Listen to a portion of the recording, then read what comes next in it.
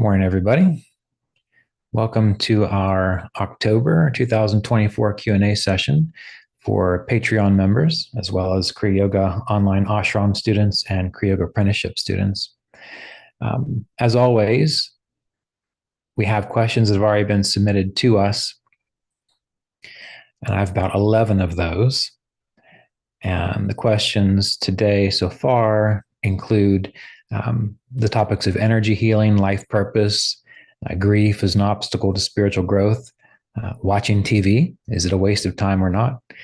The best way to structure our time in meditation, and several others. So we'll talk about these. And those of you who are live with me, what you need to do is type your questions in the chat box.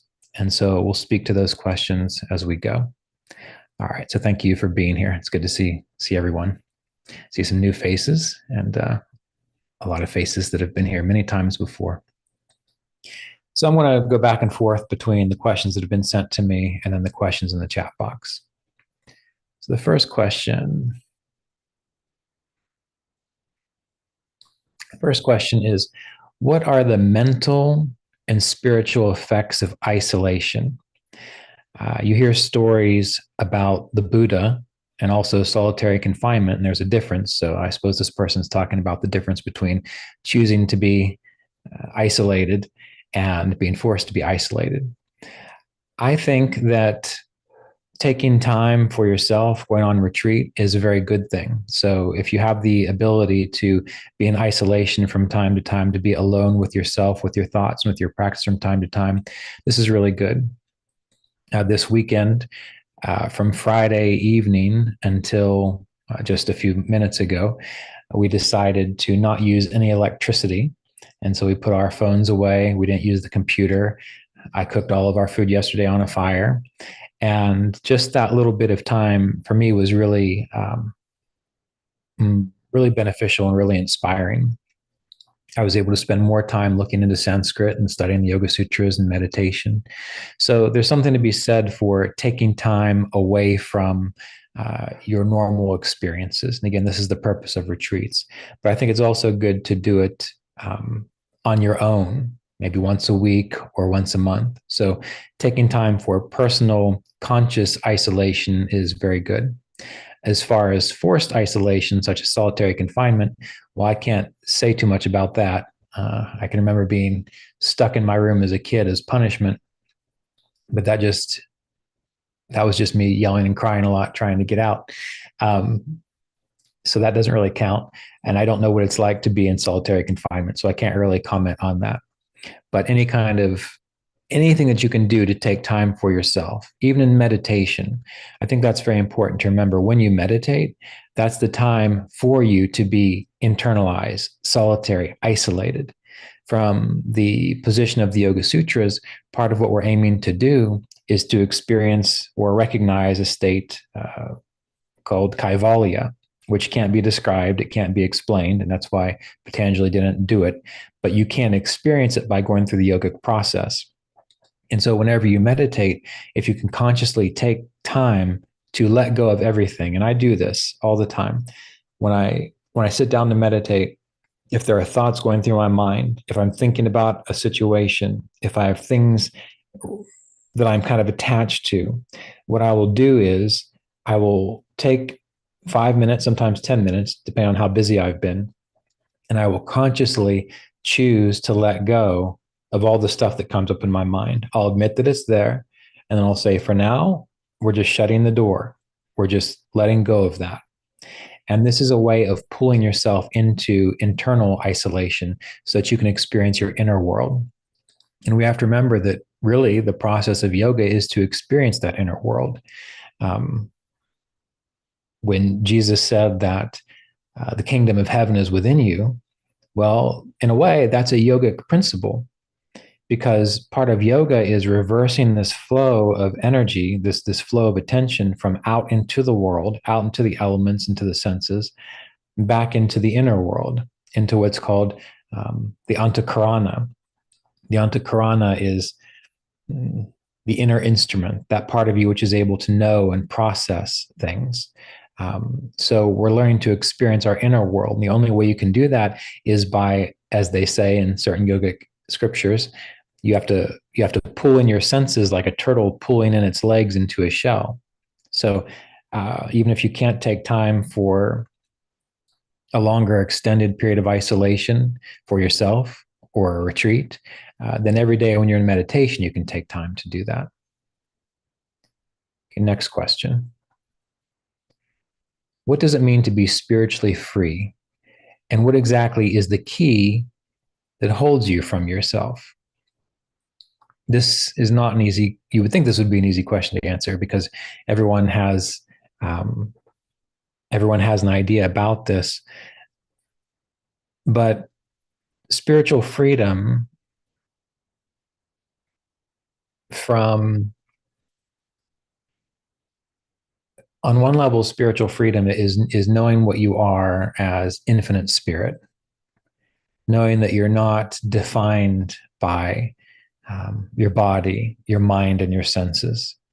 So spiritual freedom is when you recognize that you are spirit and not these things which change. Some people say that spiritual freedom is communion with God or communion with divinity. Well, that's a stage in the process, and that's a very good one. If you can get anywhere, get there first. But the final part of this question, where it says, what is the key that holds you from yourself? I understand this question, and I think it speaks to a misunderstanding of the process of spiritual growth and spiritual freedom. If you think that there is only one key that's keeping you from it, well, you're going to spend your life searching for a key, one little thing that you're going to be able to use to unlock the whole process. And the reason I don't think this is very helpful is because spiritual freedom doesn't come simply by one thing. Spiritual freedom comes by organizing your consciousness in your life such that it flows towards freedom. So you could say, certainly, that the issue that we have is ignorance, avidya, or a misunderstanding of what we are. And that's a big one. You don't know what you are. You don't know that you're infinite spirit. So if there is a key, then we're going to say that is it. However, the process to realizing that is not just sitting down and saying, oh, well, I am infinite spirit, and I know I'm not this mind, body, this personality. If that's all it took, we'd have a lot more spiritually free people in the world. But when you study the lives of yogis and mystics, there's a lot more to it. There's a way of living. There's a way of being inside yourself. There's a way of treating others. There's a way of discipline. There are many ingredients that go into the process of experiencing spiritual freedom. And when you read the Yoga Sutras of Patanjali, when you read the Bhagavad Gita, when you read texts of yogis that tell you how to do it, they're telling you exactly what goes into it, and you have to do all of them. You can't just do one. You can't just do two. You have to do all of the processes. So there's no key. In the Yoga Sutras of Patanjali, since we really experience spiritual freedom when we are able to access a state of samadhi, Patanjali says that to experience that state, there are some requirements. Number one is faith. That's the first one. The second one is energy or vigor. The third one is the ability to concentrate, to have attention or memory. Smriti is a word that's used. And then the fourth one, that's when we experience this cognitive absorption, samadhi. But the thing is that it's not just here's a smattering of four things that you have to have within yourself. It's one leads to the other. So the first step or the first key would be having faith in the process. Having faith in the process, meaning you know that the purpose of yoga is to be spiritually free. You know it. You're not doubting it. You're not running around, getting on YouTube and commenting on all these spiritual teachers' videos, trying to get them to tell you, well, why should I do this? Sometimes I get these questions or these remarks where people say, why should I practice Kriya Yoga? And my response is, I don't know. I just did it. I felt a call towards it, and I did it. I didn't sit around wanting people to tell me why I should practice it. So the first step is, where is your faith? And when you have faith that it is possible, then what comes next? When you have faith that something is possible, then you experience vigor, energy. You're inspired. Think about it. Whenever you have wanted to accomplish something and you knew it was possible, next thing you know, you've got the energy to start doing it. And even if obstacles come up, even if troubles come up, what do? You don't mind. You know that they're just challenges to overcome in order to achieve the goal in a way. So faith, and then vigor, and then attention or memory. Attention, it's being able to stay focused on it. When I've gone through difficulties in my life, I still meditated every day. I still studied the Yoga Sutras. I still lived in accord with the yamas and niyamas. And why did I do that? Because before those troubles came, I was already doing it. I was building momentum towards it. So therefore, when challenges arose, the attention, the direction, the memory, the impulse, the motivation was still there, which means even though there were difficulties, I still kept going in that direction. So it's very important to remember that in order to experience spiritual freedom, we have to have faith that it's possible. We have to know that it's possible. If you don't know it's possible, what are you doing? Why are you just hoping it's going to work? Well, if you're just hoping it's going to work, you're not going to do whatever it takes to be successful. But once you have that faith, then you have the energy, then you have the attention. And then in time, you begin to catch glimpses of samadhi, glimpses of spiritual freedom. Again, just like when you're a musician, at first you're just practicing scales. And every now and then you play something so beautifully. Wow, that's wonderful. It really gets you going. It inspires you to keep going, but you can't do it again tomorrow or the next day, but you did it once. And you keep going until eventually you become a proficient musician, which means now you can sit down and just play beautiful things all the time. So there is no one thing that is a key to make it all work. There is no one thing that is a key to make it all work, but there is a formula, there is a recipe, you have guides which can tell you what are the requirements, what are the characteristics to allow it to happen, because that's essentially what's happening. You're allowing it to happen. You're putting the pieces in order to allow the experience to come forth. Okay. So I'm going to hop over to the chat box. I'm going to go back and forth between the chat box of those of you who are live with me right now and those of you who have submitted questions via email. So I would like to hear about the importance of purity in the path to discernment. That's a purity on what level? That's what I would wonder. So before I answer that question, if you don't mind giving me a little more information. I mean, we could talk about salcha and purity on all different kinds of levels. I want to know what's specific for you. So if you could fill that out for me, I'll speak to it in a moment. Okay, so when I don't see any improvement in meditation practice, should I try shorter meditations or should I skip the Kriya techniques? There are many reasons that you might not be experiencing improvement in meditation practice. It might be that you're trying too hard.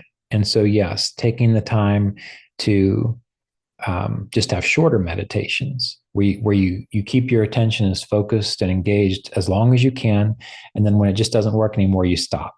That's how you get going. Using the musician analogy, when I learn new things, sometimes I'm terrible for a long time. And so what I do is I'll spend 5 minutes or 10 minutes trying to learn this new thing, and then I just forget about it. But I do that consistently a couple times a day for a long period of time, and eventually I get better at it. So you could try that. Other reasons you might not be seeing improvement in meditation practice, it could be anything. Maybe you're not getting enough sleep. Maybe you're stressed. Maybe you're surrounded by people that are very dramatic and they don't allow you to relax. Maybe you don't know how to relax. Maybe you need to do some hatha yoga or exercise to balance out the prana, the life force, the nervous system within the body. It could be a lot of things. So that's not an easy question to answer, but you can start to self-reflect on your life and think to yourself, okay, well, this is actually a very good thing. Instead of taking the time to really expect profound meditation experiences, maybe what you can do is you can sit and you can do what you know how to do to meditate, try to meditate, and then observe what's getting in your way. Meaning, if you notice that you're trying to meditate and you're just starting to fall asleep, well, then there's a key that you need to do something to either get more rest or to do something to have more energy, to be more inspired to practice. If when you sit to meditate, you're trying and you're not making any improvements and you realize you're thinking about this, you're thinking about that, you're worried about this, and so on, well, pay attention to the things that come up. That which comes up in your meditation, maybe it's telling you, or not maybe it is, it's telling you these are the things you have to deal with first. And I think this is important because many people think they should just be able to sit down, meditate, and take off. But oftentimes there are things which prevent us from meditating well. And then part of our Kriya practice, because Kriya practice is not just meditation, it's our whole life, is to actually address that which is getting in the way.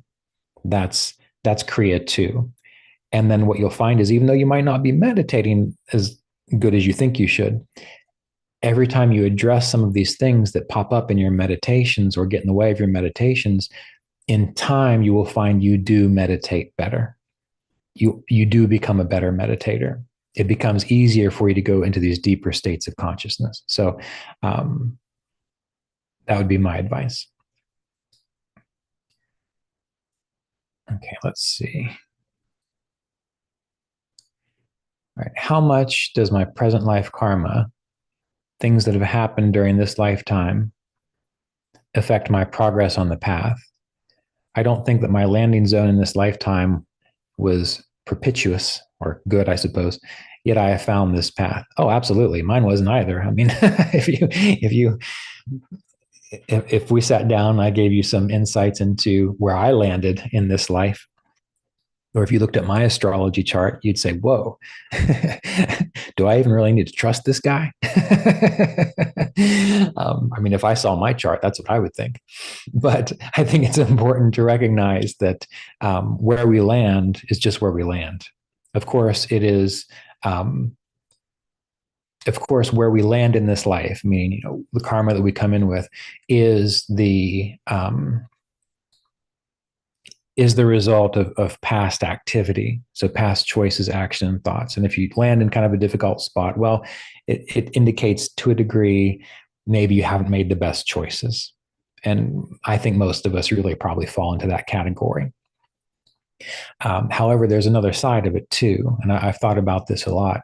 Sometimes when we land into difficult situations in this life, we can say that, oh, we must have been bad in the past, or we must have not made good choices. But there's another part of it too. It's also very possible that the soul made the choice to land in that experience so that we get over this stuff, right? That's a possibility too. And this could go into a whole discussion on astrology and karma, because again, many times when I've seen charts of people who have really beautiful charts, or what we'd call beautiful karma, things just work out. They're lucky. They feel like they've landed into a really blissful, wonderful place. I've often noticed that those people don't make much progress in this life because most of the time, they're riding on their karma, which means they're going to ride the luck until it runs out. And we've talked about this before. And eventually that luck runs out. And if I'm in a difficult situation, and I need help, I want help from someone who's already gone through a challenging, difficult situation. I don't want help from someone who's just been riding on luck their whole life. So the idea of karma is a very tricky, slippery thing. And ultimately what we need to know is everything is for our illumination. Everything in our life is for our illumination, which means that no matter where we landed in this life, and the fact that we're interested in meditation, interested in the yamas and niyamas, interested in becoming more consciously aware right now, everything in the past is fertilization, or it's compost, or as they say in Europe, what compost um, for our inner growth. So, and one other thing, I might have mentioned this before. I had a dream one time that I was talking to my Kriya Yoga teacher, Roy Davis, and just before I woke up, what he said to me was, Sri Yukteswar said, and I don't know if Sri Yukteswar said this or not, but this is what Roy said to me in the dream. He said, Sri Yukteswar said, so long as you are identified with Ishvara, you don't have to worry about the planets, or the planets represent our karma. So long as you are identified with Ishvara, so long as you are identified with uh, a higher process, a dedication, a devotion towards becoming more conscious, you don't have to worry about that. So you have to do your best with it, and you have to be appropriate with it, but you don't want to define yourself by it. You don't want to imagine that because you've come in with a lot of difficulty that is limiting you. Many times it's actually better for you, because it gives you greater strength. It gives you a greater ability to handle difficulties. And the spiritual path is difficult. It is very difficult. Navigating our inner landscapes, navigating all the things, navigating discipline, navigating the ability to master our attention. This is not an easy thing. It can be done, and it's worth doing, but you have to have some strength to do it. So I wouldn't worry too much about that. I would just do your best as it is, as you can now. Okay. Next question. You stated in the introductory course that in the Holy Science by Sri Yukteswar, he describes 8 bondages. Okay, so those of you who might not be aware of this, in the Kriya Yoga discipleship course, there's a section on the Holy Science. And Sri Yukteswar writes that we have to overcome these 8 bondages. And so these 8 bondages are hatred, shame, grief, fear, condemnation, race prejudice, pride of family, and smugness. And he says that removal of the 8 bondages leads to magnanimity of heart. So the questioner says, I can understand why hatred, shame, fear, condemnation, race, prejudice, pride of family, and smugness are forms of bondage, but I do not understand why grief is included. Grief is a normal human reaction to the loss of a loved one. Can you please explain why grief is included in the 8 bondages? Yeah, absolutely. Grief is a hard one.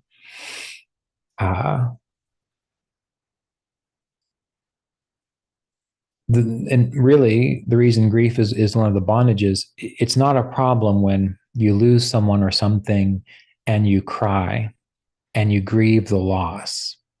Because anytime, especially when you've had a deep connection with someone, energetically, physically, all aspects of your life go through a real shift, a real change. And so the physical and the energetic part of the grief process, that has to happen. That has to happen. That's just natural. It's just like healing. You know, if I cut off my finger, well, that's going to hurt for a while, and it's going to take time for it to heal. So that's grief that is not a bondage. That's just healing. But let's say, for example, you get your finger cut off and then you spend the next 30 years complaining to everyone how you don't have a finger anymore. Well, that is one of the bondages. And I'm making light of this, but many of you know that my wife passed away after we'd been together for over 20 years, most of my adult life. And I went through a long period of grieving. And I recognized just what we're talking about here is that, yes, there was the sheer feeling of grief and healing that had to happen. That lasted a long time. lasted a very long time. But then there came a point in time where I realized that I wanted someone to bring it up just so I could talk about it, just so I could express how much pain I went through. I was attached to it. I wanted people to know my story, but that didn't matter. It didn't matter. People who could grasp and understand the gravity and the depth of pain someone goes through by losing a spouse like that, those people already know it. You don't have to explain it to them. And those people who aren't going to get it, doesn't matter how much you try to incite pity or whatever it is, they're not going to get it. And so I noticed a shift in my own trajectory where I had to recognize, oh, all right, Ryan, you don't need to talk about this right now. You don't have to interject this experience into every conversation just so that you get a reaction out of people. But I wanted that reaction because I wanted people to validate what I had gone through. Now that is the bondage. It's not going through the grieving process. It is the attachment to the story. It's the attachment to the story. And this is what makes yoga so hard, because yoga is not about you feeling wonderful and loved and all this all the time. That's what we need in our human experience. The process of yoga is kaivalya, as we mentioned earlier, which is learning to let go of attachment to everything. And that's very challenging, especially when we live in a world where everyone is defined by their stories. And so the reason many people don't go all the way in their yoga path is because they can't let go of their story. They will eventually, of course. And so what we have to learn to do is to be appropriate in our life experience, engage in the story while it's happening, while not tenaciously clinging to it all the time. And we can look at this the same thing. We can look at this in the same way when we think about dreaming. Yogis, the yogic perspective is that because of the phenomenal and transient nature of everything, really everything is like a dream. If you could remember all of your past lives, if you could remember all of the loves that you have lost, all of the ways you have died, all of the difficult things that have come and have gone, you'd be a wreck, but you don't. And you're not any less for it either, because the purpose of yoga is to be appropriate in this present moment, to be alive right now. Which means that, let's say right now you experience a deep and powerful loss. Of course, cry, grieve, feel torn in two, experience it all, be consciously aware of it. But then when the sun starts to come out again and loved ones come around and your heart becomes filled in other ways, let it be filled. Let that new love come in. Let that new life come in. So there isn't really an easy answer to this other than essentially, the physical, mental, emotional, energetic aspect of grieving is healing, just normal healing like anything else. But it's when we become identified with something that causes us grief and we define ourselves through it, and it becomes a part of our we just constantly bring it back up. That is the bondage. That is the bondage. Okay. So now we'll go back to the question on purity, which I didn't speak to earlier. I read diverse things about purity in the books of the lineage, including David McGrath. David McGrath is from Ireland. He's a Kriya Yoga teacher in Ireland. And because of that, it has somehow been difficult to be focused on what purity is, and then its connection to discernment. Okay, so I guess we're looking at this in relationship to discernment. What we have to remember with all of the yamas and niyamas, of which purity is one of them, and contentedness, we have a question about contentedness coming up too, is that we have to approach it at the level we are able to approach it at. How can we look at that? So for example, way back when I first got started in yoga, the only way I understood purity was to be pure in my diet, to be pure in my life. So I was focused on the physical. So I would not eat things that would cause more toxicity in my body. So I would focus on purity there. to the best I knew how. Now, of course, in the beginning, I was a fanatic and I became orthorexic, which means I thought everything was going to poison me. Like they say, if you read the little cancer things that are on the sides of pretty much every package, everything causes cancer in the state of California. I don't know if you've noticed that, but every package you get, there's a little thing that says, has been known to cause birth defects and cancer in the state of California. Well, there are so many of those that it seems that anything causes cancer in California. So you can go overboard. But anyway, so there's the initial idea of what purity is. And then I grew into the idea of purity in regards to, okay, what's causing stress within my field that I don't need, that isn't necessary? If someone gets sick and you have to take care of them, well, that's just a stress you have to deal with. But if you're surrounded by people who you might consider to be toxic, although I don't like that word, who are just constantly draining your resources, stressing you out, making you feel shamed and bad about yourself, well, then the next stage for me was, okay, I need to purify my mental field, my emotional field. And I did that by looking to see what was causing problems on the outside. But I also did that by looking to see what was causing, what were the psychological complexes that were causing problems on the inside. And I did whatever I understood to do to resolve that. And I'm stressing here, whatever you understand to do, because everyone has an opinion on this.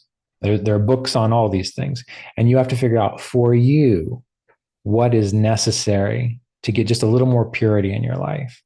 And so there's a spectrum, and what happens is as you develop a greater sense of purity in the body gets lighter and feels better. And then you have discernment, because now you can notice when you take something into your body and it causes you to be anxious, or it causes you to be sleepy, or it causes you to not feel well. Now you have the discernment to know, oh, I've purified myself enough that now I can see how this is causing me a problem.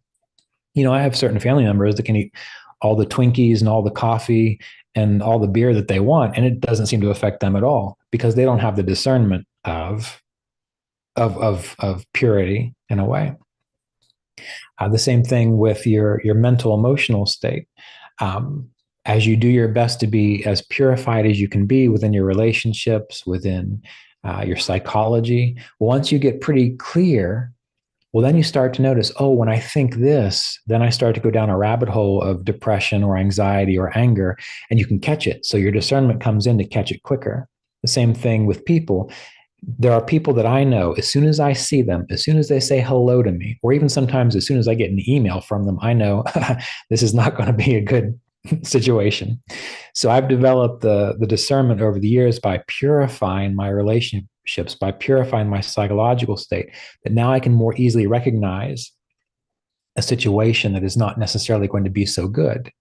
And spiritually speaking, purity is the same way. You have to do your best with what you can comprehend spiritually. And you live up to that to the best of your ability. And in time, that becomes refined, and you become, in a way, you see what works best for you. For example, there are all kinds of people who've written books on the Yoga Sutras and the Bhagavad Gita. And I've read a whole bunch of them. And I've realized there's only about 2 or 3 that make the most sense for my approach to life. So I don't run around trying to compare this author to that author, or this spiritual teacher to that spiritual teacher. I just focus on the ones that I know provide the best inspiration and guidance. And so in a way, that has given me greater discernment and a greater sense of purity. So you just do your best to become as pure as you can be in all these different areas, and try not to be a fanatic about it, although that might be part of your process too. And eventually, if you stay committed to it and have a good intention towards it, you do develop discernment, because now you know, oh, I don't need this in my life. I don't need that in my body. I don't need to think about that philosophical point of view, because it's not going to help me. You learn, and that's how purity helps to develop discernment. Okay. Looks like we might be here for several hours. So many questions today. You're very, very enthusiastic. Okay, contentedness. Contentedness is an important part of the yamas and niyamas. I sometimes become content with my spiritual progress. I know you have said to use curiosity to drive the progress, how do you avoid confusing contentedness with tamasic tendencies? That's a good question. Okay, so contentedness is part of the process. That's absolutely true. And sometimes we're content with our spiritual progress. Okay, well, this is what I would say. When you get in a groove with your spiritual practice and it feels supportive to you and it feels nourishing, it's okay to be content there and to continue practicing in that way. And you want to stay there for a little while, but you don't want to stay there forever, such that you become dull or inert or you're putting yourself in a trance, these kinds of things. So it's okay to get to a point where you are comfortable and you enjoy it and it is deeply nourishing for you spiritually. But then every now and then, maybe after a couple of weeks of that, just wonder, okay, well, is there anything beyond this? And Mr. Davis, my Kriya Yoga teacher, Mr. Davis, would talk about this a lot. He would always say, once you reach a certain point in your spiritual process, you can stay there for a while, but then you want to inquire, well, what is beyond even this? And so you don't want to become rajasic. We're just always trying to change and transform. Sometimes it's just good to be nourished on what you're doing, and that allows you to be strong and healthy spiritually. But just like when you're exercising, or if you're a musician, or you're learning new things, eventually you can ask yourself, well, is there anything more to learn? Anything more to know? And this is very important. All of the people, I've been very fortunate in my life. I've been surrounded by people who've been 20, 30, 40 years older than me, that have been great role models, physically, mentally, emotionally, because they're always learning more. And so they're not stressing about it, but musically, they are in their 60s or 70s, and they're trying a new instrument, or they're taking lessons again. Or physically, a fellow in his 70s, he's constantly studying about physical culture and just trying to tweak his experience. And he says you have to shock the muscles every now and then, do something just really different to kind of wake your system up a little bit. And he's always staying, he's always staying engaged in that idea. And spiritually speaking, Mr. Davis was the same way.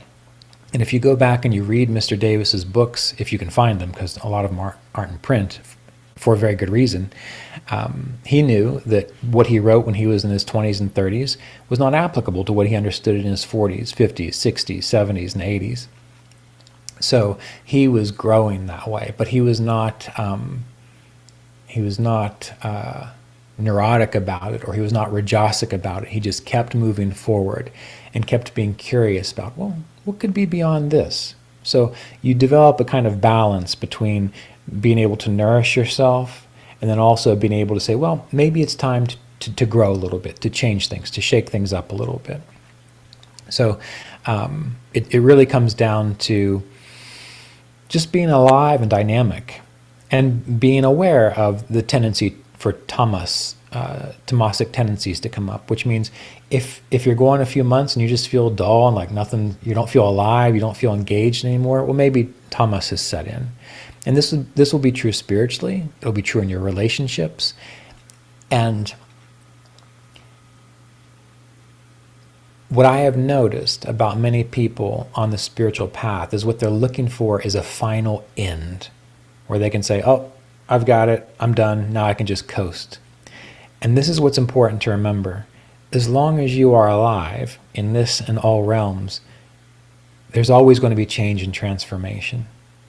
There's always going to be things to grieve because things are always changing. Remember, we don't want to get caught up in that. We want to heal when we need to heal, but we don't want to be fixated on it. So really what the yogi needs to do while they are embodied is not look for the final end of something, but to be enthusiastic and curious and enjoying the changes of life. Imagine if you could shift from I just want to stop and I just want to rest and I just want to coast to I just love this constant renewal, and I love the ability to be present and to grow more deeply into this present moment experience. Imagine if you shifted from one to the other. Well, then life wouldn't be a trouble for you anymore. You wouldn't be trying to escape it anymore. You'd be alive. You'd be enthused. And you can be alive and enthused and spiritually aware all at the same time. So that's something to consider. Now, another question to follow up on that. On days my work is very stressful, and I go into a tamasic state during the evenings and do nothing or watch TV. It takes a number of days before I recover. My inner critic will never let me have peace with this. Should I watch this and let it go? Well, just so you know, in the evenings I watch TV too. So if you're beating yourself up about that, I wouldn't. Because think about it. I mean, I don't know what your situation is, but here's my situation. I wake up in the morning, I meditate for a while. I answer a lot of emails related to your questions. I record classes on the Yoga Sutras, the Gita. I record podcasts. I speak with students. I plan retreats. Most of my day, I'm engaged in this process. And by the time evening comes around, I'm going to meditate again before I go to sleep.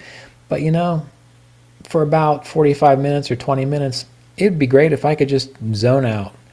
And so I prefer to go for a walk, or I prefer to be out in nature. But there are certain TV shows that are just fun to watch that just allow you to kind of just zone out for a little bit. And that's okay. I don't like TV shows that are super drama. My parents were out of town, and I was helping their dog go outside, and I happened to go over there when my sister was there. And the TV was on, and I was just watching the TV, and I thought, my God, is this what normal people watch? I mean, this is maddening. So I don't watch things like that. I usually like to watch, little light comedies. I do like to watch things about Vikings.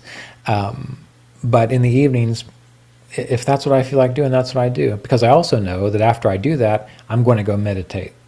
So if the issue is you're beating yourself up because you think you need to be pure enough and not do things like watch TV, I wouldn't be too concerned about that unless you're watching a lot of TV. Also, if your work is very stressful, you have to recognize that you live in a physical body. And so in the evening, you might need to rest more. And there's nothing wrong with that. Maybe you need to consider how to adjust your work schedule so it's not the case, or that's not possible for everyone. So you just have to do your best. So do your best, and your inner critic is never going to be helpful for you. Again, I know the person who's asking this question. I know that they are serious about their practice. And we have to remember that when we are serious about our practice, we want to be serious, but we don't want to shame ourselves or feel bad when we supposedly fail. Because the fact that you are doing anything at all is better than 98% of most of the people in the world when it comes to their spiritual growth. Especially if you are able to meditate an hour a day and you keep this stuff in your mind, you're doing very well. And in the Yoga Sutras of Patanjali, yes, meditation is a path, probably the recommended path, but there's also the idea of devotion or surrender to the divine. Devotion or surrender to the divine. And you can do that anytime. And that's why in the Yoga Sutras it says that process sometimes is quicker. Because imagine it, and we might need to do a whole class on this, imagine if you could just decide in this moment when you're wiped out from the day that you're just surrendering to the divine. And maybe the divine needs to just relax and watch Suits on Netflix. I don't know. Maybe that's what it needs. But if you can just let that inner critic go and surrender to the divine, you're actually going to find yourself lighter, freer, and clearer, and probably with more energy. And then as time goes on, these things will resolve themselves. So if you are lazy, apathetic, and don't really do anything helpful for yourself, then you want to be concerned about watching TV in the evenings. But if the rest of your life is consciously engaged and you're doing your best and you're just tired from work, just admit that and let yourself rest. Let the inner critic go. All right, hop back over to the live questions here.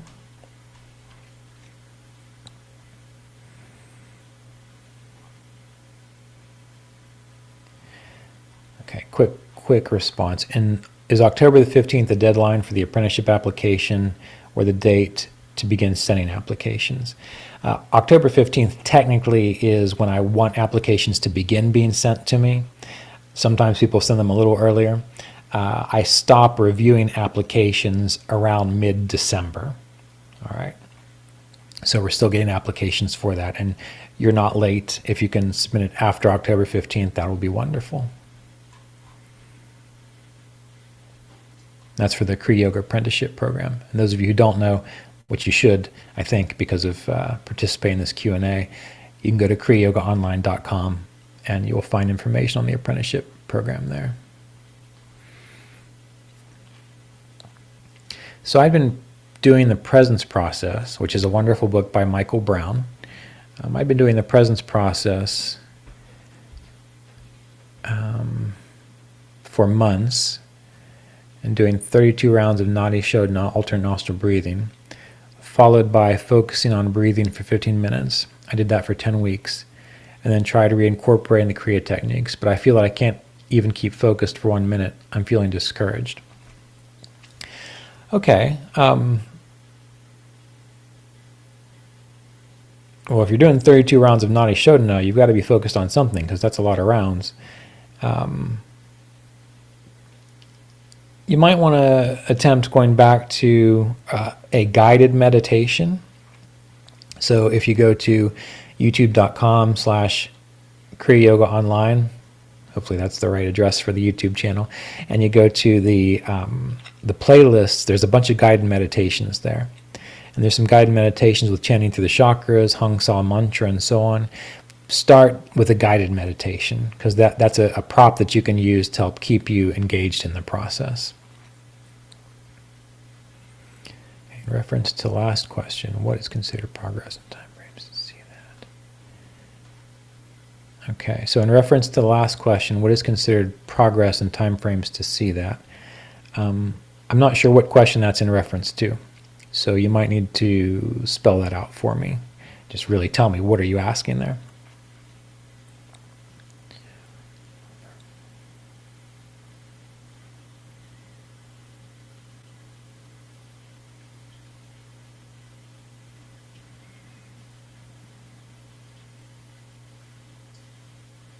Okay. All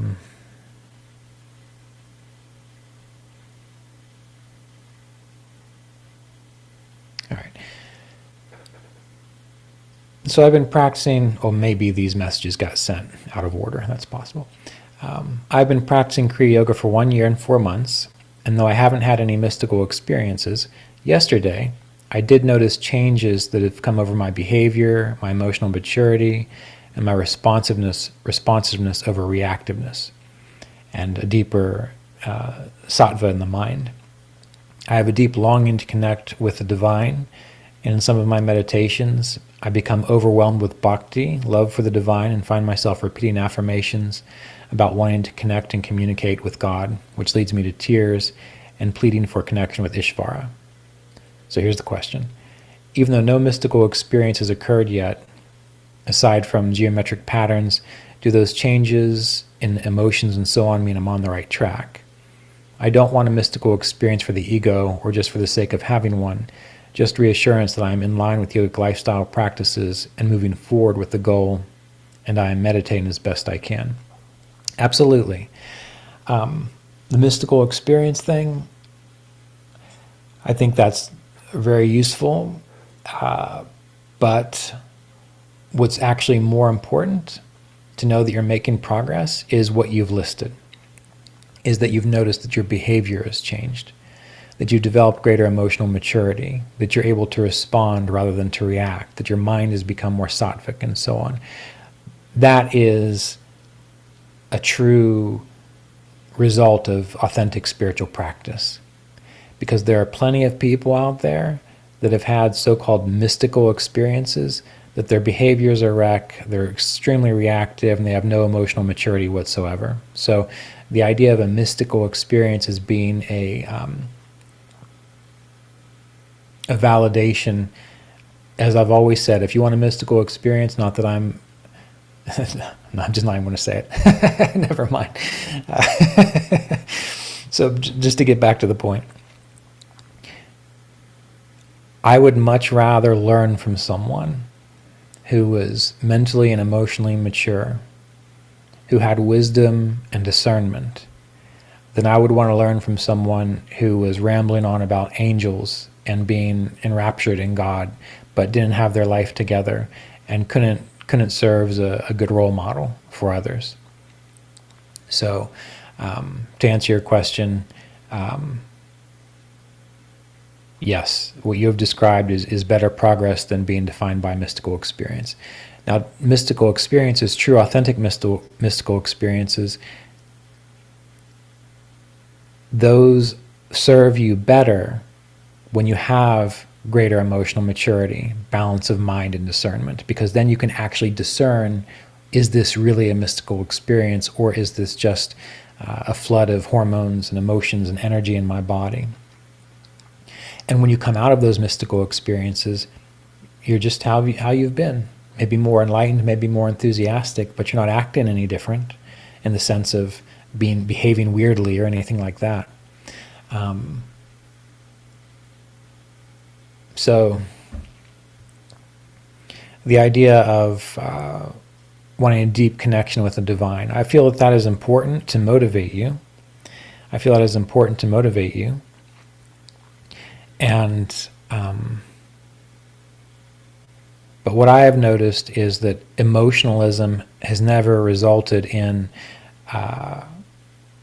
accurate spiritual experience. At least from my experience, when I have been able to feel a mystical state, there was not an overwhelm of emotions. And that's because the mystical experience is, it's an inward experience, and in order to access it, the emotions, the prana, the life force, the energy of the body needs to be internalized, still, and balanced. So what I would say is keep doing what you're doing. And if sometimes you get bursts of emotional enthusiasm and so on, that's okay. You can ride it. You can let it inspire your life. But the biggest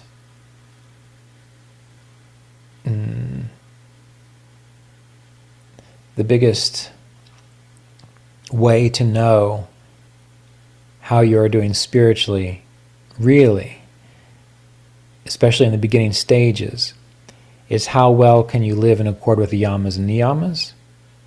How well can you be patient and let this moment be enough?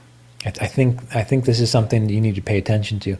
Let this moment be enough, because if you are practicing Ishvara Pranidhana, surrender in God, and you're practicing contentment, and you're practicing purity, and you're practicing all of these yamas and niyamas, then any moment can be a spiritual experience,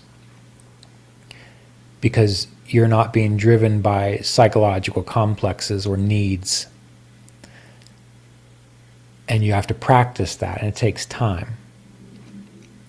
So continue with your devotion, but try to settle more deeply into inner stillness, and see how long you can just be present, observing, knowing that everything that you're experiencing, even if it's just simply listening to the wind outside, or feeling the chair against your body, or listening to the breath, if you can find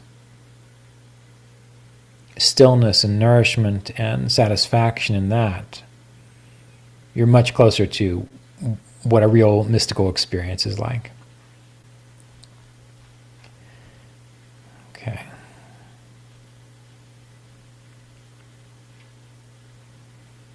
Regarding Hatha Yoga and or energization exercises, do you have recommendations for online content for guided practice? I resonated with your past sharing about Rodney Yee videos. Do you have any others you would recommend? I don't do the energization exercises. I never learned them because I did yoga and other things. Again, the Rodney Yee videos are the best ones, and I would say just keep doing that, because I think all of my life in yoga, I have only ever done Rodney Yee power yoga, that one video where he's in Hawaii, and I have it memorized. So I actually only used that video. That's the only one I've ever used. For Qigong, I like Qigong a lot. And there's a student of Roy's, what's his name? Stephen Ridley. So if you Google Stephen Ridley Harmony Qigong on YouTube, there's a few videos that pop up. I did those for 18 or 20 years, just the same one over and over every single day, until my partner Jasmine, she started training in Qigong. So now I follow along with her. She doesn't have any videos up yet, but the Rodney Yee videos and Stephen Ridley's Harmony Qigong, those are excellent. Those are wonderful videos.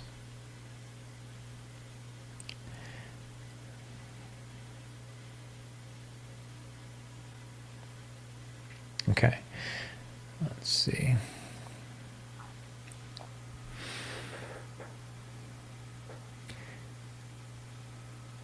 Can you please expand on contemplation on a non-question, asking who am I and waiting for an answer? I understand this process, but I'm having issue grasping how I would go about contemplating the Isha Upanishad or any spiritual work. Also, can contemplation be done at any point? I have 20 or 30 minutes, or does it work best after or during meditation? Okay, so first, you can do it at any time you want. I mean, contemplation is a practice that many traditions include. You can do it any time you want. I find that contemplation works best for me after I do alternate nostril breathing, the Kriya practices, or some preliminary technique which allows me to get settled and internalized. So I would recommend doing some sort of meditation technique ahead of time. But really, if that's all you've got is time for contemplation, do that. Now, how do you contemplate something other than a question? So who am I? Yes, we can contemplate that. Well, how do you contemplate like the Isha Upanishad or any spiritual work? Essentially, I don't have my stack of books like I usually do here. Essentially, you would begin reading, and as you read, that which makes sense to you, you understand, you say, okay, I get that. And you let it pass through your mind. And then when you get to a passage or a phrase that you don't quite understand, like you know that it makes sense, but you can't quite grasp it, then you stop there and you review the statement. And the first thing you do is you see what you understand about the statement. Do you know what the words mean? If you don't know what the words mean, go look them up. That's the first step. Once you know what the words mean, then you contemplate, okay, what could this mean? What could this mean? So you begin to wonder, what could mean this? It could mean that. In a way, you're like brainstorming. You're letting your awareness kind of go to these different areas. And then you keep going, and maybe that's as far as you can get right now. And if that's the case, that's okay, because just starting the process of contemplating, of looking at it and wondering what it's about, will eventually bring the understanding to you. But now let's say that during the contemplation, you do have an idea. Oh, well, it seems like it means this. And remember, as we discussed early on,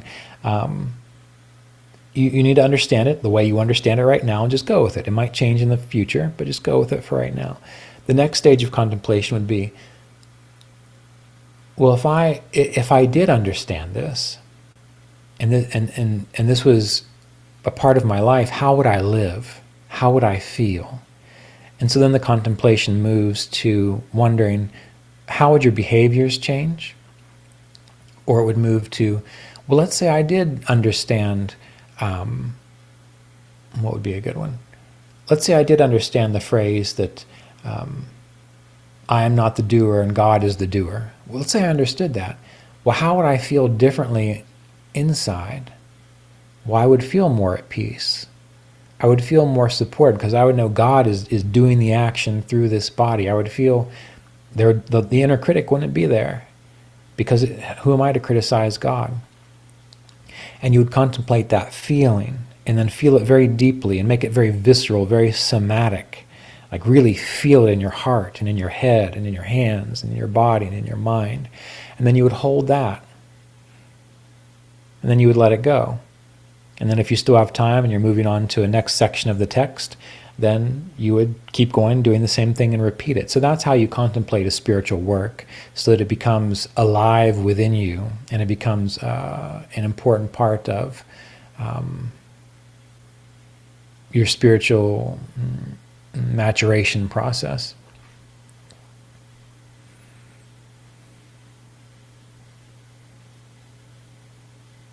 Okay, so previous question. What is progressing? What is progressing spiritually speaking? My experience of progressing spiritually speaking has been this.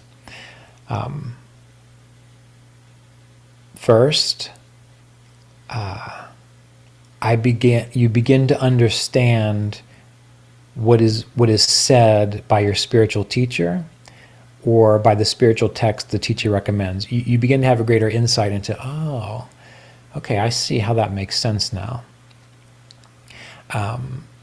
A next way of understanding progressing is you're not as triggered or troubled by the things that used to drive you nuts, and you notice that you don't react. You're able to step back and see something, and you're able to respond to it rather than react. You develop greater discernment. You start to recognize, okay, this is going to cause a problem in my life, and this is actually going to support me. You learn, you feel that. Most people can't do that. They're just rolling the dice and seeing what happens. But you can actually develop an inner sense of intuition, an inner sense of insight, where you know, if you actually stop and feel it through, what's going to be helpful for you and what's not going to be helpful for you. You develop this capacity for insight and inner guidance. You also, again, part of my experience, you become more satisfied with simpler things. You don't need so much distraction. You don't need to travel everywhere. You don't need to have all these things. You become more inwardly content and fulfilled. These are some of the initial stages. And as this progresses, as time goes on, eventually you start to feel like you are part of the wholeness of life. You start to, even when things go horribly wrong, you don't freak out or say, why did God do this to me? You just recognize, this is what happens. This is just life changing. This is an opportunity for change, even very difficult things. And you handle things with greater poise and with greater grace.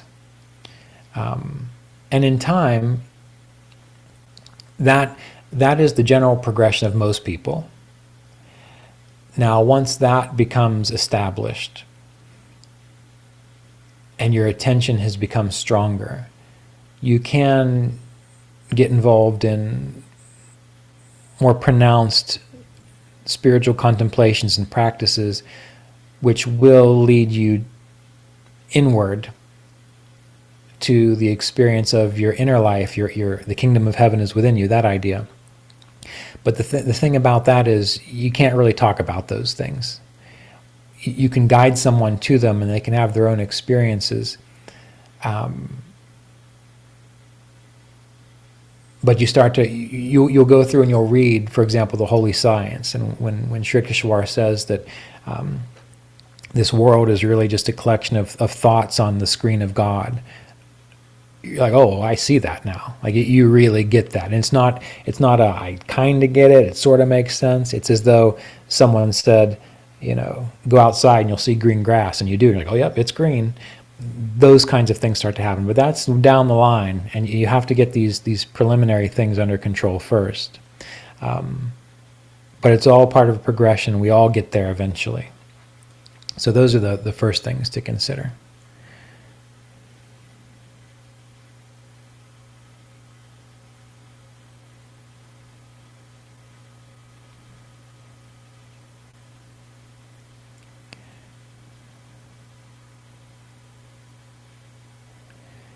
Okay, so we've got 2 more questions in the chat box here.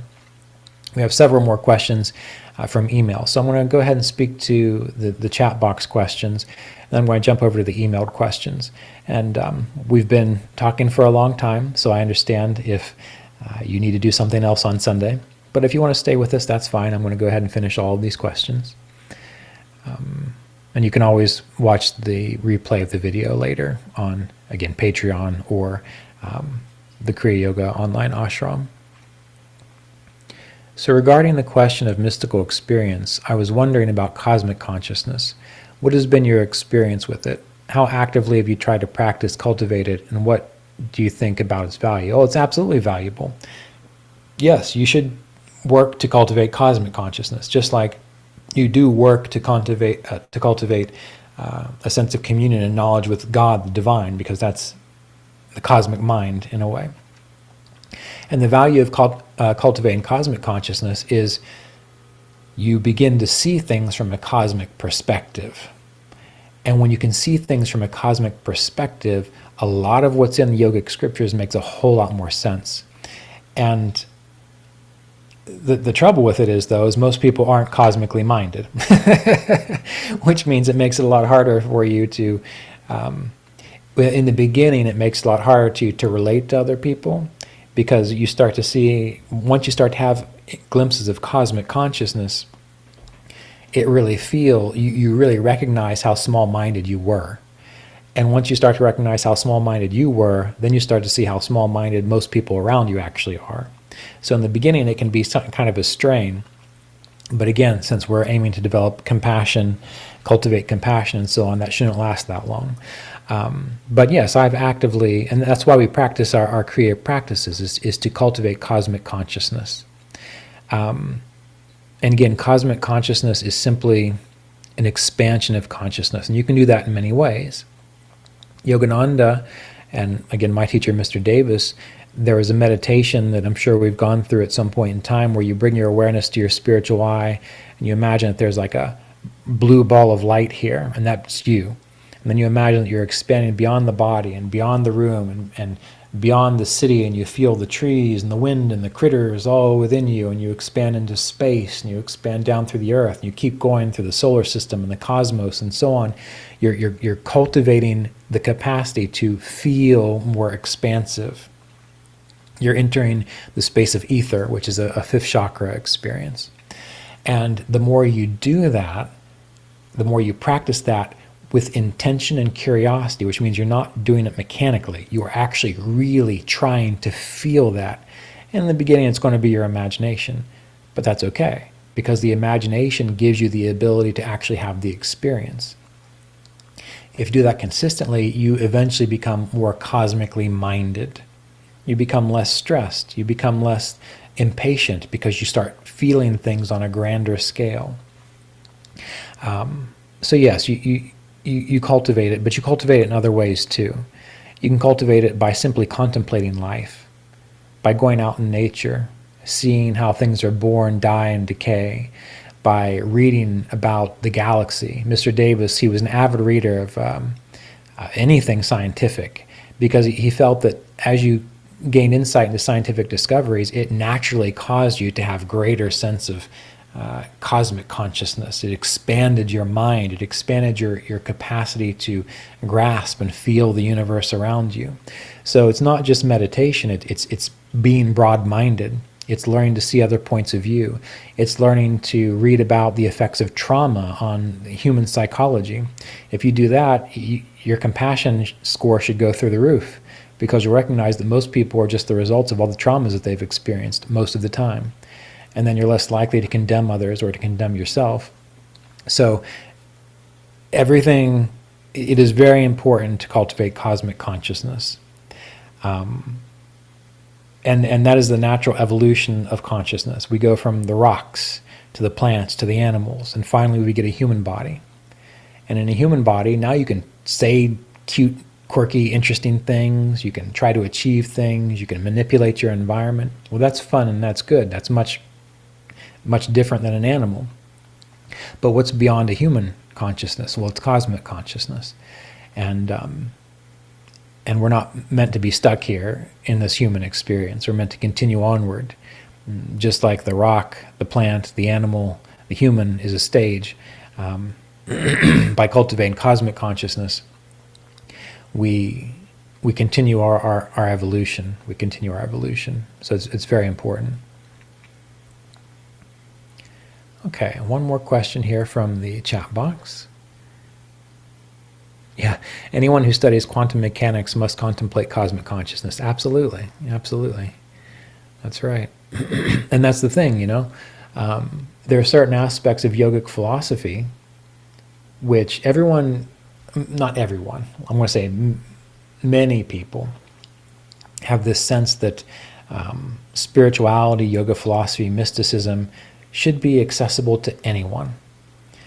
Everyone should have it. There should be a key that everyone should be given the key, and we should all just wake up. Well, it is accessible to everyone. Eventually everyone experiences it. But when you think about, let's say, physics is a very deep and profound subject. And just imagine trying to have a physicist explain to you a very complex topic, and you've never even thought about algebra before. They're going to seem mad, like crazy to you, because they're talking about things that make absolutely no sense. It doesn't mean that they don't make sense, it's just that you don't have the background information to get it. Well, there's a lot of that in yogic philosophy too, that can't be talked about in public circles, because it doesn't make any sense unless you have a lot of background information behind it. Otherwise, it's like, again, that physics professor walking into the classroom, a second grade classroom, and trying to explain his college level classes to a second grade student. It just doesn't work that way. So we always have to remember that we are learning, we are growing, and you're interested in the process, and you're building your repertoire of understanding, you're building the repertoire of consciousness such that you can grasp these finer, subtler experiences of spirit. But it starts with the yamas and niyamas. It starts with regular discipline. It starts with understanding how tamas and rajas and sattva work. This has to be there before these subtler or higher realities can be fully understood. But that's okay, because the material is there, it's available to you, and as long as you keep moving forward with it, you'll get there. You'll get there. One more question.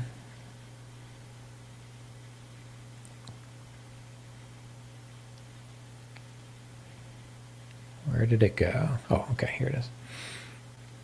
I know teachers say it is best to stick with literature by them. However, is it okay if I'm learning from you and using David's book, The Yogi's Way, to reflect on the yamas and niyamas? Good question. So this question deals with teachers usually say, study my books, right? And to people who don't know why they say that, they imagine that the teacher is being controlling. All right, well, maybe. But usually the reason that teachers say that is because you need to get a sense of how the teacher thinks, how the teacher understands things. That way, once you get a sense of that, when they communicate with you, you don't misunderstand each other.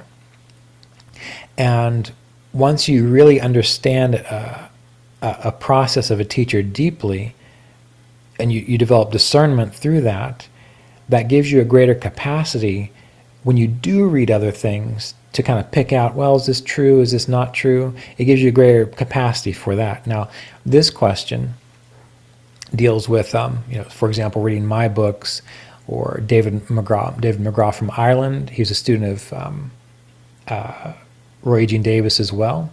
And most of the time what I have found is that in the beginning, it seems to be okay to read books of other students of teachers. So, and for example, I wrote the foreword to David's book. So if I wrote the foreword to David's book, it must mean that there's some sense to it. But it's good to bring this up, because many people get confused about that idea of, should I read this, should I not read that? As I mentioned, I've read several commentaries on the Yoga Sutras, and I would have been confused out of my mind if I hadn't taken the time just to get a sense of one of them first. I spent many, many years reading Roy Eugene Davis's commentary, And by doing that, by figuring out what's going on there, that gave me an ability to understand the ins and outs of other commentaries as well. And it gave me the ability to understand, should I pay attention to that or should I not pay attention to that? So that's the rationale behind that recommendation. All right, so we're going to move on over to the emailed questions here.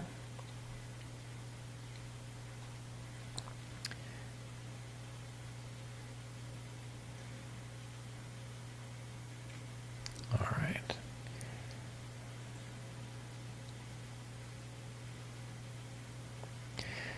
Okay, so one question here. I've been doing Kriya Yoga for the past 2 years, and my question is, whenever I try to meditate recently, I felt guilty continuously for several days due to events that have happened in my life.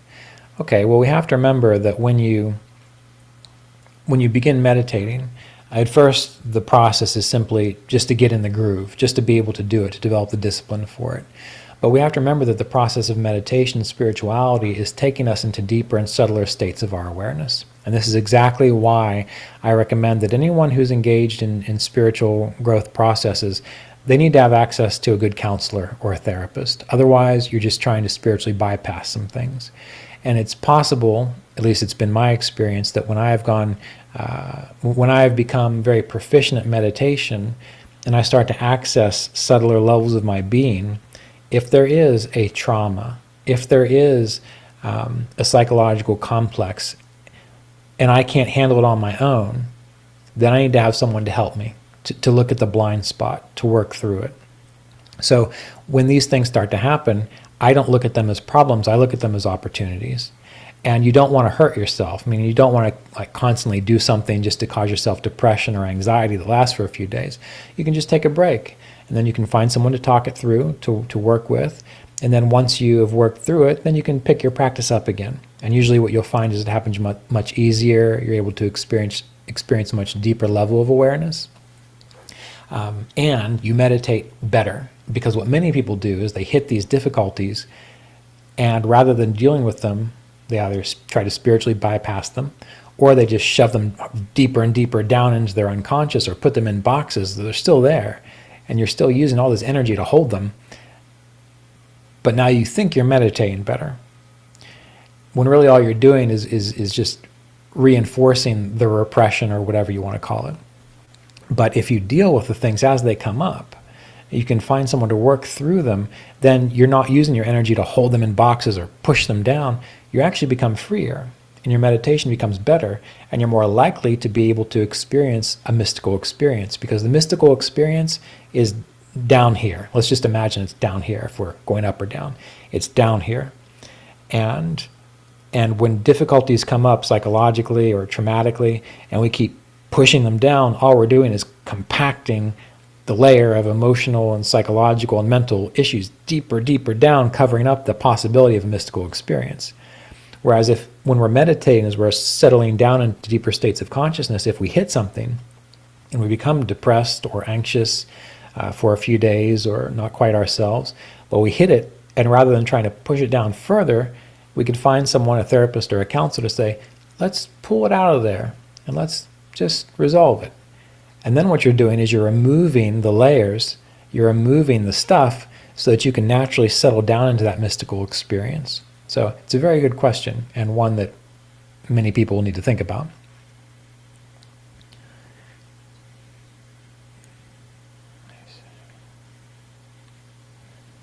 Okay. Okay, so Kriya Yoga is a way of life. I'm not able to do all the yoga postures due to age factor. Please give effective or easily practicable postures in Kriya Yoga. Kriya Yoga itself isn't a posture-based practice. Hatha Yoga and so on, you do engage in those things to keep the body healthy and to keep the nervous system balanced. So if you have difficulty, what you can do is take up a Qigong practice. And there are plenty of opportunities online to find a good Qigong practice. And those are very good for all ages. You just need to find one that fits you. Okay, how many times per day do you do pranayama? Once, or at least once, sometimes twice. I don't always do pranayama when I do meditation. Well, now I think about it, I always do alternate nostril breathing. So we're going to say at least twice a day in that regard.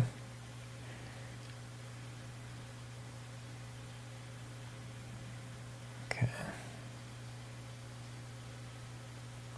What specific Kriya exercises do I do if I have 30 minutes daily and want to maximize impact? Okay. Well, the Kriya exercises, if you've got 30 minutes, life force arousal technique, Kriya pranayama, and Jyoti mudra. You should be able to do those in 30 minutes.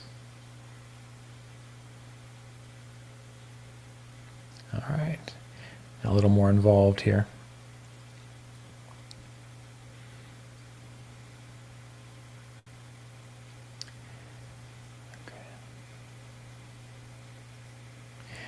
So I would like to understand, when we use the expression to practice meditation, does it mean the combination of all techniques, or is it only about the observation phase where the consciousness is concentrated in the crown chakra and spiritual eye?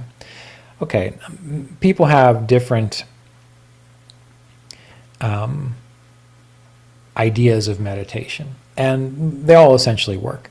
So what most people think of as meditation is you sit down, you do your pranayama, you do your mantra, and that's meditation.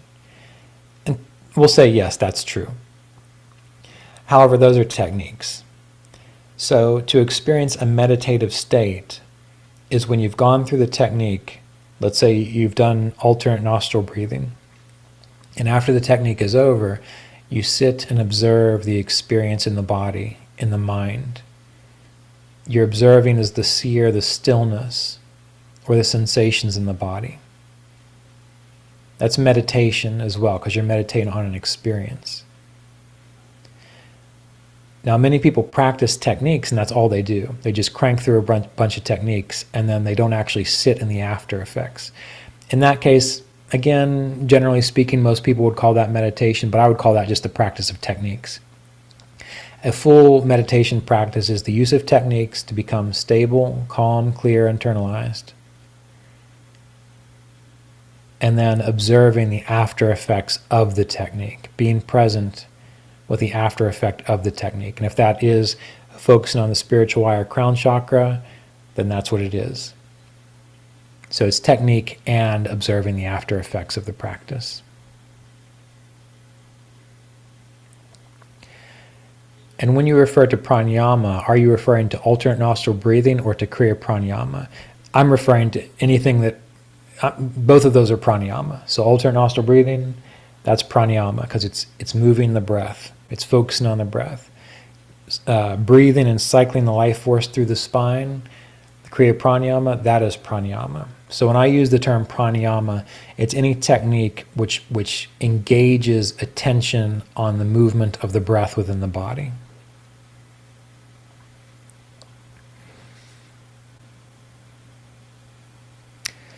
Okay, every morning I practice the techniques in the morning for an hour.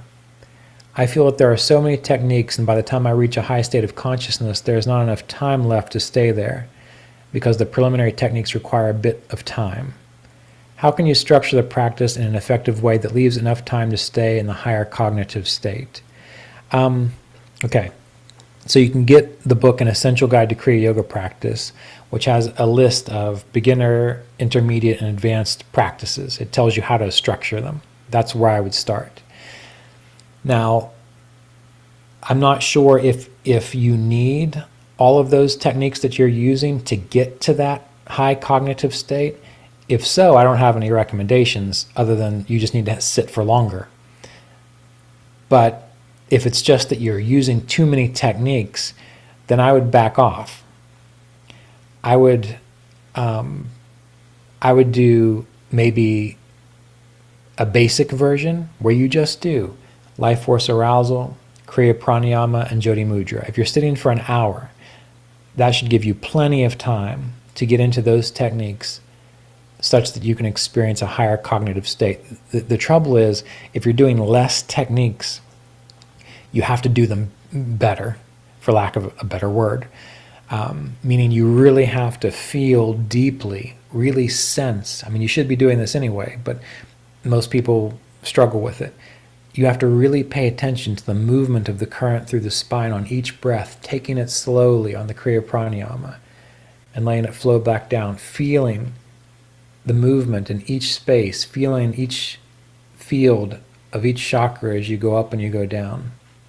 And if you can do this slowly, and you can do this with attention, really feel it, then you can do less techniques and ideally experience that clarity, that after effects, or the higher cognitive state as you described, and then you can abide there longer.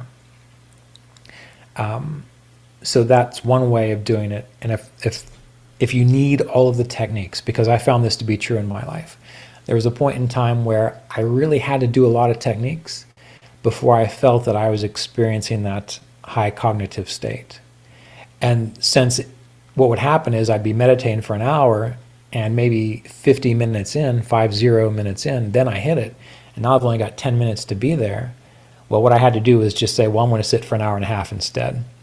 So it just depends on what you need. If you need all of that, then you just need to find a way to sit for longer.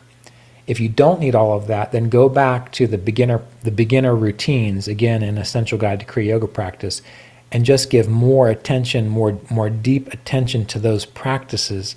That way you're doing less practices, but you're going to get the same result. It's good that you've been doing what you're doing, because techniques are exercise, and they're going to help you no matter what. And I remember you had once asked Mr. Davis, what do I need to do to be more self-realized? And he said, you're self-realized enough. What you need is a reason to get out of bed in the morning. Right. So I feel like I relate to this, and I've always struggled with this too.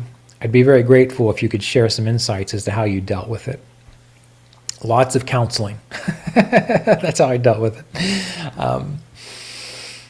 So what this person is referring to, a long time ago, I was having tea with Mr. Davis, me and my late wife, Melissa. And every time I would visit with him, most of the time he would do all the talking, and we would just sit there and listen for an hour or two. And he was going on and on about how, he gets all these emails and these questions, and no one ever asks him, what do I need to do to be more self-realized? And so I stored that in my mind, and I wasn't going to ask him right then. I was going to wait a little bit. And after about a half hour, I said, oh, well, what do I need to do to be more self-realized? And he said, you're self-realized enough. What you need to do is find a reason to get out of bed in the morning. And he was right, because I could study yogic scriptures, I could meditate. But when I would get out of bed in the morning, I would think, all right, another day. Okay, great. I need to go to work and do this. I wasn't very enthusiastic. And I suppose counseling isn't the only thing that I did, but you have to find something that you are enthusiastic about, that you love, that you can be devoted to. And if you can find that, then you'll find a reason to get out of bed in the morning. But again, I was very serious when I mentioned counseling and so on, because why did I feel that way when I woke up in the morning? It was because of how I was raised. I had certain things that happened to me that imprinted on me, that forced me to view life in a way that was somewhat pessimistic and negative. And I could try to affirm all these positive things I wanted. I could try to imagine all these amazing things that I wanted to. I could try to force myself into states of well-being and so on. And I could do a good job at it, but it wasn't actually getting at the root cause, which is way down deep. And once you recognize what that root cause is, and usually you don't know what it is, and again, you need help identifying it. Once you identify it, wow, my whole life, a lot of my life was defined by this experience that happened to me that I had no conscious awareness of, and it caused me to feel this way, think this way, and make choices in a certain way. And sometimes that's hard to face, but once you do, a whole new energy comes to you. And when you wake up in the morning, you don't say, oh geez, I got to get out of bed again. You wake up and you say, well, I'm really looking forward to doing whatever it is you're going to be doing. You look at sleep not as an escape, but just as a time to rest, so that you can be more engaged in life. And so for me, it was a combination of just consistent meditation practice, trying to think positively. Absolutely, that's necessary, because you need to change the way you approach things. But you can't just force that. you also have to really go and uncover what are the root beliefs, the root experiences. And they're not just beliefs, meaning it's not just if you find the right belief and you change it, everything else is going to get better. That helps. But usually there are aspects of your experience when you were a child that have deeply impressed upon you that are absolutely unconscious. And once you can go down and bring those more to conscious awareness and heal them, then you don't wonder, oh geez, what am I going to do today? You heal that, and you are freer in many ways, spiritually, mentally, emotionally. And you look at life not as something to get through or be done with or get over with. You look at life as a continuum where you can be engaged in present moment joy. And again, if difficulties arise, you see, when you have a lot of these underlying traumas and so on, when a real traumatic experience comes along as an adult and it smashes you, well, not only are you getting smashed by the traumatic experience, but now you've got piled on it all the stuff that happened to you when you were younger. And that's why most people don't bounce back very well from adult traumas. Whereas if you were raised in such a way where you had resilience, where you believed in yourself, where you weren't shamed, where you felt an innate curiosity about life, when a trauma comes along in an adult way and smashes you, you recognize it for what it is, an experience that hurt, but that you'll heal from, and that you can keep on living, right? Like I was reading a book, The Body Keeps the Score, and it was talking about how children who have parents who allow them to go out and explore the world, meaning, let's say you're out in a park and you're a little kid and you want to go look at that tree, and the parent allows you to go look at that tree, but the kid can look back and see that the parent is there and that they're safe, and if they need the parent, that they can go back to them. Well, then that teaches the kid to explore the world, to feel a sense of curiosity about the world. And so they do, and they're able to be alive in the world. But if on the other hand you have a parent that makes the child feel afraid of everything, or the child looks back and the parent's gone, they don't know where they are, they learn that there's not a safe space for them or a safe base for them. Well, that impacts how they see the world, and then they're going to live in a state of anxiety, or they're not going to feel comfortable going out and exploring the world. And these very simple things impact us on a very deep level. And that's why yoga, meditation, positive affirmation, changing your attitudes, these are all helpful. But until you go back and you can start to heal these smaller parts of you that you've been ignoring or repressing, you're just going to be fighting yourself all the time. You're going to be fighting yourself to be happy. You're going to be fighting yourself to be more spiritual. You're going to be fighting yourself to feel enthusiastic and in love with the world. You're going to be fighting to feel as though you are in a healthy relationship with the divine and God. You're going to be fighting for it. And that's what most people do. Whereas if you resolve the roots that make you feel isolated and alone, or uninspired or pessimistic, then you naturally sense the grace of God. You naturally sense the support of life. You naturally sense and feel the joy and the change of the seasons, as well as the joy and the change and the losses of your own life and the new births in your own life. So that's my answer to that question. It's not an easy one, but that's what it took for me. In one of your videos, you mentioned that Qigong and Hatha Yoga can help in balancing the spine and nadis, or the energy channels, in a way. Let me start over. In one of your videos, you mentioned that Qigong and Hatha Yoga can help in balancing the spine and nadis in a way that can help your Kriya practice. What about Reiki healing? Does Reiki healing help in balancing nadis, energies, chakras? What are your thoughts it being helpful in Kriya practice? Well, I became a Reiki master when I was 19 years old, by the way. So I know all about this. No, it's true. I did learn Reiki, and I was always interested in healing, energetic healing, Ayurvedic healing, massage, herbalism, all of these things. And I think the general idea of Reiki and prana healing is great. However, what I've noticed is that it's really hard to find a Reiki practitioner that's actually helpful for you. Spiritual, and Roy was very insistent upon this. He would say, don't let people mess with your chakras and don't get involved in energy healing. This is what Roy said. And that took a while for me to get my head around, because I was a massage therapist. I did Reiki, I did polarity therapy, I did all these things. But as time went on, I started to see what he was talking about. The best healer is one who is spiritually aware, truly spiritually aware. And that's not very common. You know how when you're in a relationship with someone and they have a lot of negative or dramatic or self-defeating behaviors, but you also have a lot of those negative, dramatic, self-defeating behaviors, you don't think there's anything wrong with it. So it's fine. You're able to interact. Well, if you energetically have a lot of issues with your energetic system, and you're having other people work on you who also have issues with their energetic system, it might be relaxing for you, but it's not actually long-term beneficial. There are very few people that I allow to work on me with body work and with energy therapy because of this reason. Because what ends up happening for me is I lay down, I get relaxed, and then I end up spending the next 3 days trying to work out whatever they did to me energetically.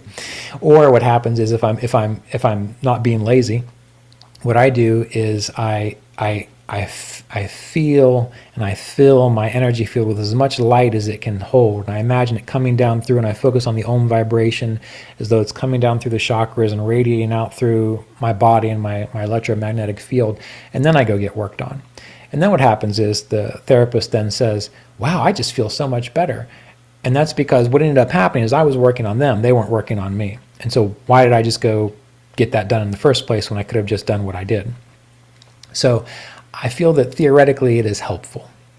But it's been very rare that I found someone that actually knows what they're doing or has the presence to not impress their own psychological or energetic issues on you. Or it's not conscious. They're not doing it consciously. Now, you learning energetic healing for yourself. So, for example, the practice of self-healing Reiki can be very good because it's helping to develop greater body awareness for you. And if you can practice that while tuning to the Om vibration or listening to Om, that can be very powerful. And if you are a Reiki practitioner and you learn to do that for yourself, then it becomes very easy for you to do it for other people too. So I still stick with what Mr. Davis said, is don't really let people mess around with that for you. Because again, most people just have weird ideas about it. And, you know, for example, someone had a little like wellness fair, and this chiropractor brought a device that says measured your chakras by sticking your fingers in the device. It's just total BS. You can't measure someone's chakras that way. And chakras don't work the way people think that they do. So if you're going to practice Reiki or energetic healing, do it for yourself. Or make sure that you have someone that is spiritually aware, and you know that they're spiritually aware because after you go through the process, you feel uplifted and clear. They don't try to impress their stories upon you. They don't make up ideas and try to tell you that they felt this, they felt that, you needed to heal this. The prana and Reiki can self-regulate if you just are clear enough to let it do that, and the story doesn't matter. Okay, so it can be helpful, but I would be cautious. I would be cautious about it. All right. Okay, we have 2 more questions. So thank you all so much for being with us today. Looks like everyone pretty much stayed around until the end. And again, we'll do this again next month. So our final 2 questions. I learned passage meditation in 1994 from my Christian pastor when I started having questions about the soul. She gave me a book called Passage Meditation by Eknath Easwaran, which laid out 8 spiritual things to do. However, there is a longing, a deep desire I've never felt before. And while I had many serious obstacles in my spiritual path over the years, I feel that my spirituality, along with many years of specialized therapy, has finally brought me to a place where I can dedicate my life to a path. I've been looking for many years for a path that I can follow with a teacher I can understand. I want to keep passage meditation part of my practice. What is the best way to do this? Okay, so we have to remember that Kriya Yoga is not a religion where you just have to practice Kriya Yoga. You can practice any spiritual path with Kriya Yoga. When it comes to things like meditations, though, it's better to practice the Kriya procedures by themselves. Meaning if you're going to have like a passage meditation or a Buddhist meditation, and many students have found this to be extremely helpful, do your Kriya practice at one time during the day, and then do your passage meditation, or if you're a Buddhist, your Buddhist meditation at another time during the day. So you don't want to mix practices, essentially. So what I would say is just do your passage meditation at another time. And finally, if I have an hour to practice and I want to chant through the chakras and also have some time for contemplation, would you suggest doing the 3 basic Kriya techniques also? Or would it be better to have more time to focus on contemplation, only do one or the other? So again, this goes back to an earlier question of contemplation.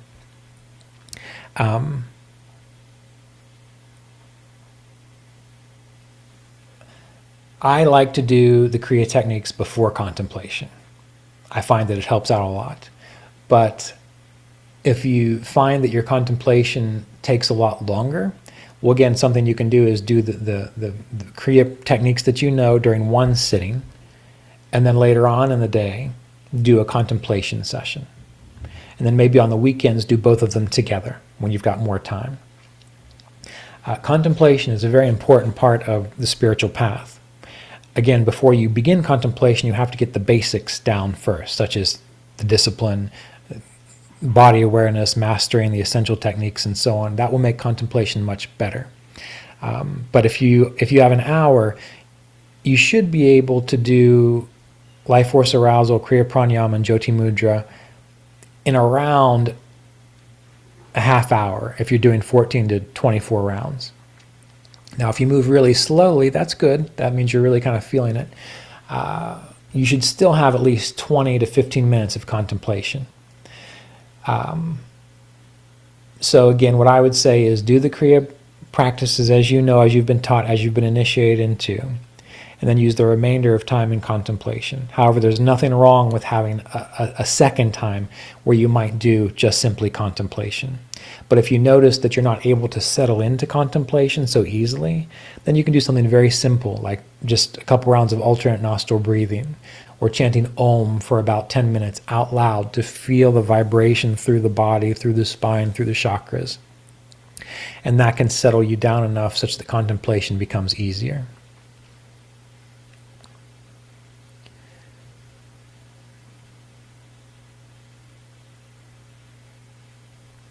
Okay, looks like there are 2 more questions.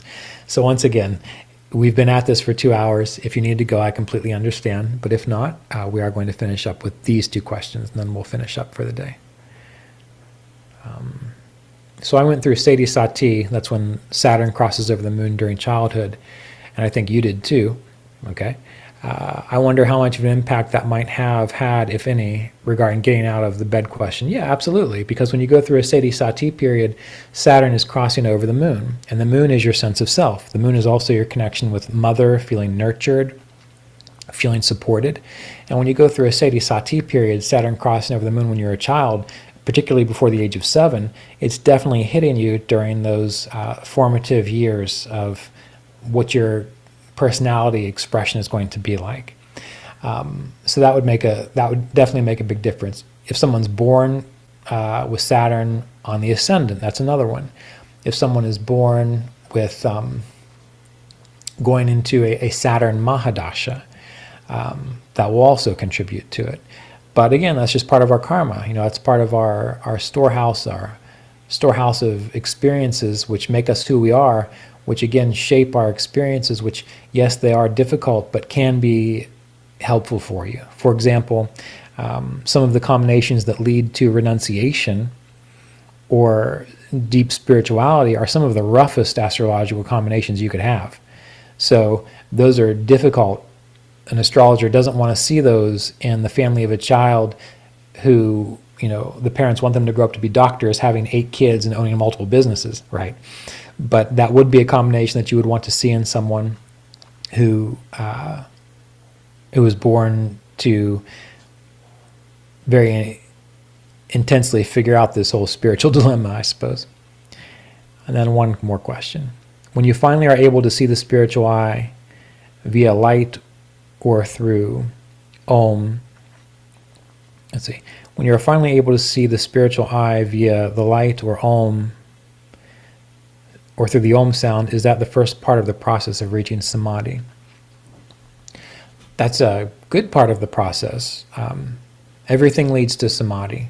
Everything that you do, practicing contentment, harmlessness, truthfulness, forcing yourself to sit still, that's part of the path of Samadhi.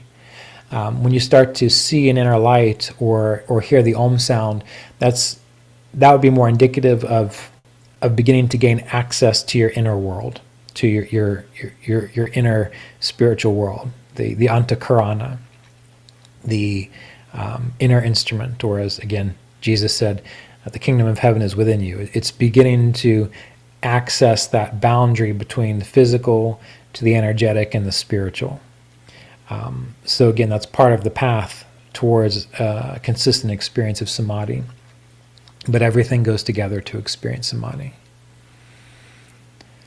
And yes, I did answer the question about the holy science in our earlier today. So you can watch the video to see that.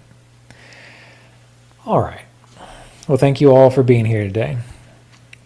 Again, it's good to see a few new faces and so many familiar faces. My sabbatical is going well. I appreciate your patience with that. As I mentioned, in February, I will be returning to more consistent email response, and we'll begin having the office hours opened up again, where you can schedule through Zoom and we can meet for 25 minutes or so to discuss your Kriya Yoga path.